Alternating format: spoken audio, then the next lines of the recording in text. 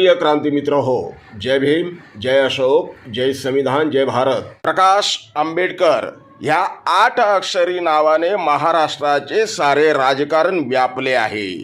महाराष्ट्रातील सर्वच्या सर्व संपादकीय कार्यालयांमध्ये रोजच्या रोज हरेक संपादक, मग तो प्रिंट मीडियाचा असो की इलेक्ट्रॉनिक मीडियाचा असो, आपल्या सहकारी पत्रकारांना, आपल्या वृत्त समूहातील पत्रकारांना एकच प्रश्न विचारताना दिसतोय.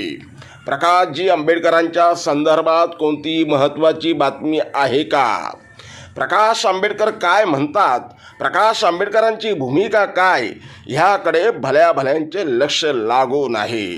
प्रकाश आंबेडकरांच्या भूमिकेकडे लक्ष का लागणार नाही? कारण प्रकाशजी आंबेडकरांच्याच भूमिकेवर महाराष्ट्राचे राजकारण, सत्ताकारण अवलंबून आहे. जी काही आंबेडकरांची भूमिका असेल त्यावरच महाराष्ट्राचे पुढील राजकीय चित्र स्पष्ट होणार आहे. महाराष्ट्राची सत्ता कोणाकडे, किंबहुना ह्या देशाची सत्ता कोणाकडे येईल, याचे सारे गुपित प्रकाश आंबेडकरांच्या एका राजकीय निर्णयात दडलेला आहे. ही ताकद प्रकाशजी आंबेडकरांनी गेल्या 40 वर्षाच्या संघर्षानंतर स्वबळावर कमवली आहे.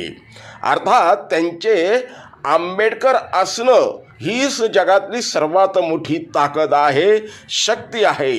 परंतु आंबेडकर ह्या नावाला त्यांनी संघर्षाची जोड दिली, म्हणून आज प्रकाश आंबेडकर हे ह्या देशातले दखलपात्र नेतृत्व ठरले. देशातल्या प्रमुख नेत्यांमध्ये प्रकाशजी आंबेडकरांची गणना केल्या जाते.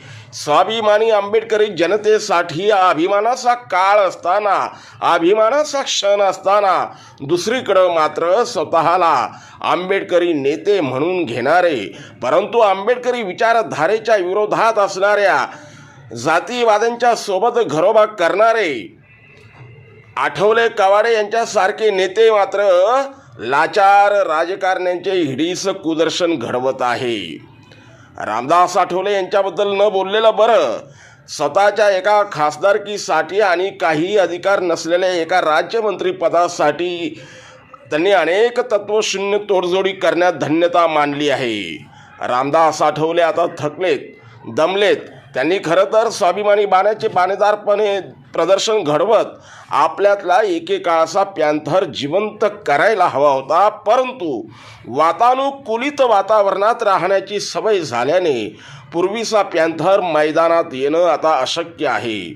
महाविकास आघाडी सुमारे 4 जागा प्रकाश आंबेडकरांच्या वंचित बहुजन आघाडीला देत असताना स्वाभिमानाशी आम्ही कोणत्याही प्रकारची तडजोड करणार नाही, त्यामुळे तुम्ही देऊ केलेल्या 4 जागा आम्ही तुम्हाला परत करतोय, रिटर्न करतोय, अशी स्वाभिमानी भाषा करणारे प्रकाश आंबेडकर एका बाजूला, आणि आम्हाला लोकसभेच्या किमान 2 जागा तरी महायुतीने द्याव्या, आणि नाही दिल्या तरी आम्ही नरेंद्र मोदींना पुन्हा एकदा प्रधानमंत्री करण्यासाठी मेहनत करू, अशा प्रकारचे विधान करून राजकीय लाचारीचे कुदर्शन घडवणारे रामदास आठवले हे एका बाजूला.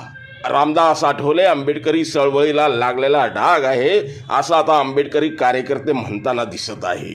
रात्रंदिवस सतत मोदींचे गुणगान गाणाऱ्या, स्तुती करणाऱ्या, कविता म्हणणाऱ्या रामदास आठवलेंना भारतीय जनता पक्ष 1 जागासुद्धा द्यायला तयार नसताना बिचाऱ्या जोगेंद्र कवाडेंना विचारतोय कोण?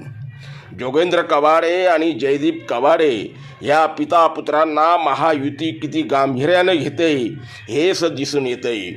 महायुतीच्या जागा वाटप चर्चेत सुद्धा रामदास आठवले व जोगेंद्र कवाडे या दोन्ही भारतीय जनता पक्षाच्या समर्थकांना स्थान नाही. यातून योग्य तो बोध घ्यावा. महायुतीच्या जागा वाटपाची चर्चा फक्त भारतीय जनता पक्ष, एकनाथराव शिंदे यांची शिवसेना आणि अजित पवार यांच्या राष्ट्रवादी काँग्रेस पक्ष यांच्यातच होताना दिसत आहे. अगदी राजकीयदृष्ट्या नगण्य असणाऱ्या राज ठाकरेंच्या महाराष्ट्र नवनिर्माण सेनेबरोबर सुद्धा महायुती चर्चा करताना दिसते. पण राज ठाकरेंच्या महाराष्ट्र नवनिर्माण सेनेपेक्षा कांकणभर का होईना, परंतु परंतु जास्त राजकीय ताकद असणाऱ्या रामदास आठवले आणि जोगेंद्र कवाडे यांच्याबरोबर महायुती चर्चा करताना दिसत नाही. म्हणून एक आंबेडकरवादी कार्यकर्ता म्हणून आम्हाला वाईट वाटते.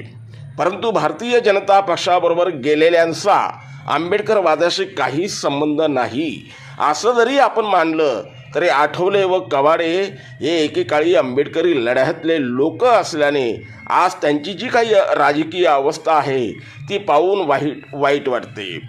अर्थात ही परिस्थिती त्यांनीच निर्माण करून ठेवली आहे. सत्तेच्या तुकड्यासाठी त्यांनी नको त्या तत्वशून्य तडजोडी केल्या. त्याला लागलेले हे कडू फळ आहे.